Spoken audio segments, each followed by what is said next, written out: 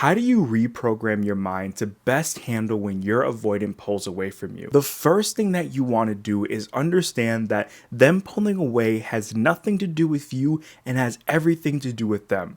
When we take a step back and fully understand what makes an avoidant, we can start to understand why they behave the way that they do.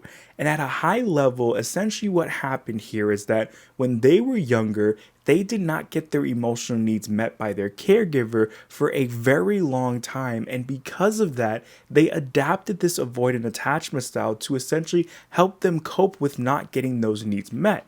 So, as you can imagine, with someone starting at a young age and being to where they are at now, it is going to cause them to double down even more and compound over time until they build this strong fortress, which makes it seem like everyone else around them is the problem, but not them.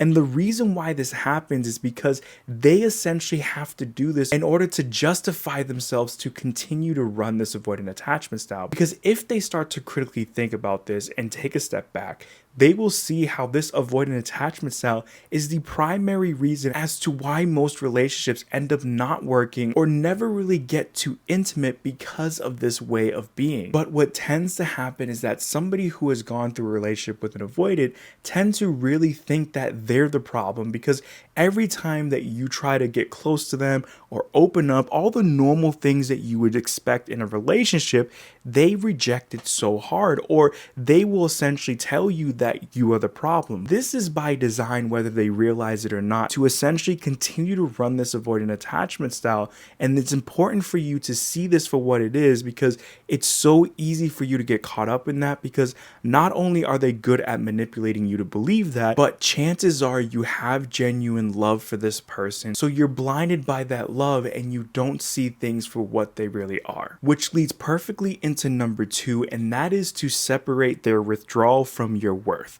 A lot of times when you are in a relationship with avoidant, you think that them pulling you away is essentially a sign of how worthy you are to be in a relationship with them, or even anyone, right? Because you can't really fathom in that moment why this is happening, right?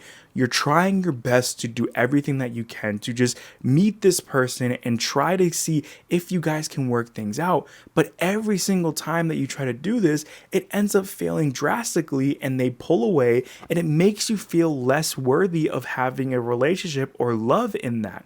But I want you to understand that this is not true. You are worthy of love, and you are worthy of someone being in a relationship with you that genuinely wants to be there.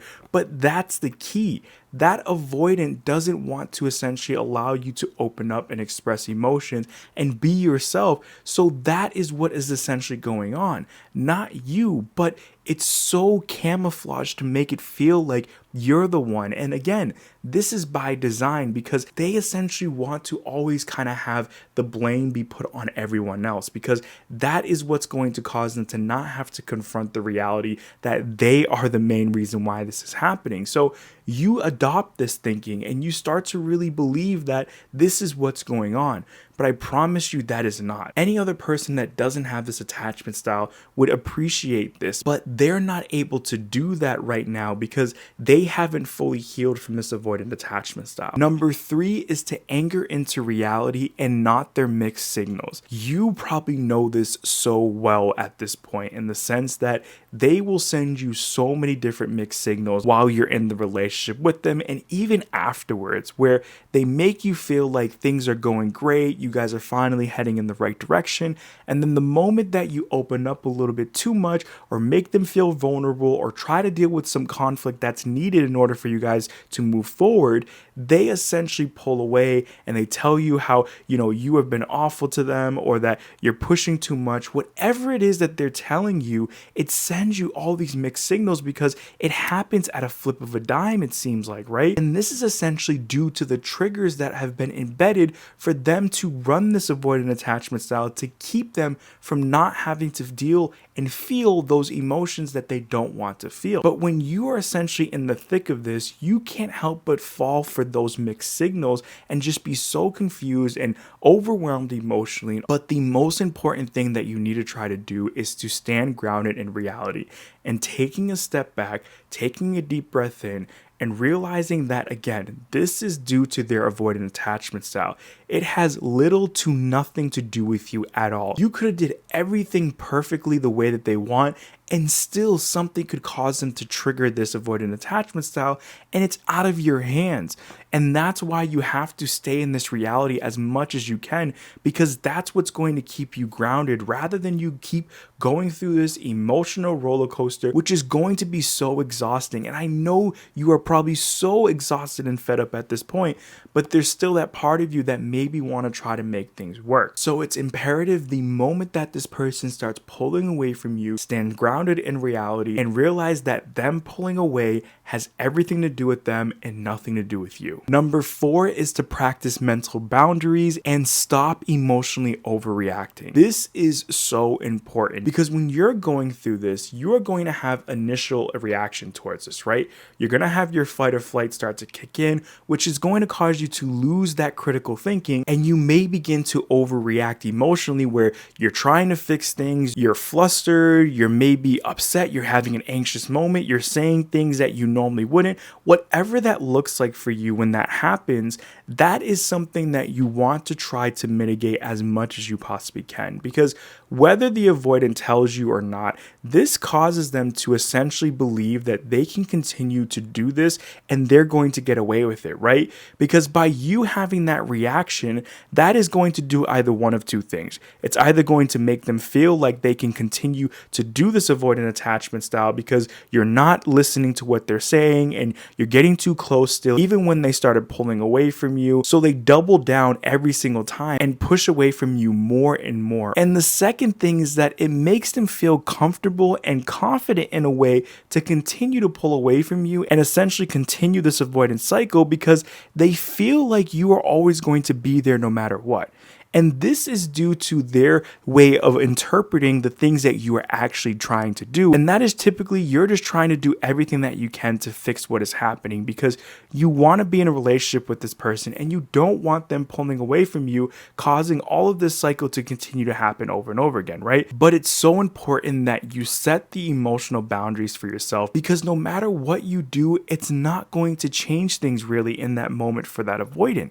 They have to essentially, when they're like this, get to that realization that they're the one that's causing this and then work through this and let go of that avoidant attachment style and move on from it. And then they can start to try to work things out with you and whatever that might be. But that is something that you cannot control at all. And what you can control and always can control is yourself. And it's so important for you to have that boundary because you are sending a strong signal to them that you are no longer going to continue to play this game, which is going to have the best chances of forcing them to realize the real reality, and that is they are the problem here because they keep allowing this avoidant attachment style to come up and run amok in you guys' relationship. And number 5 is to replace the spiral with self-soothing. This is in reference to the spiral that you are going through when this happens, right? You start to overthink things, you start to just have this fight or flight happen, and your mind is just racing 1,000 times over and over, all of these different scenarios and ways that you should have been better, you should have known that it was going to trigger it. Whatever that might look like, it is time for you to find some way or somehow to have some soothing techniques for yourself to not allow that to happen or to mitigate that as much as you possibly can.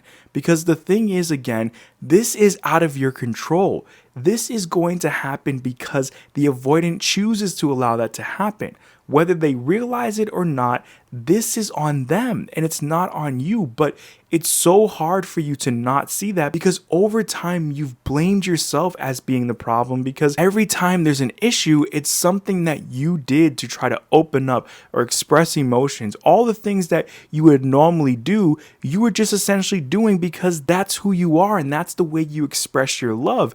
And because of the way that they reacted, it's made you feel less confident over time. And it's really took a toll on your self-esteem essentially here. So a common side effect of going through that is that you just will spiral out of nowhere and you don't even realize it half the time. So whatever that looks like, however you need to be soothed, whether it's going for a walk, whatever self-soothing tricks you have or want to do, That's what you need to try to do here and replace it to help you get out of that cycle so that you're not just spiraling out of nowhere once this happens. If there was one main takeaway that I hope you take away from this video is understanding, do you want to continue to keep going through this cycle?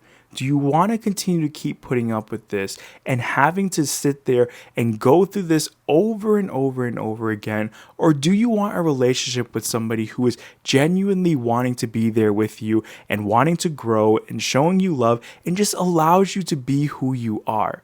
And this is something that I want you to really think about and be real with yourself, because I know that there's a part of you that genuinely loves this person and you can see that there is potential for you guys to have a great relationship, but we have to understand that that is just potential. And if this person doesn't do what they need to heal from this avoidant attachment style, there is a high chance that this is going to be the way things are forever, right?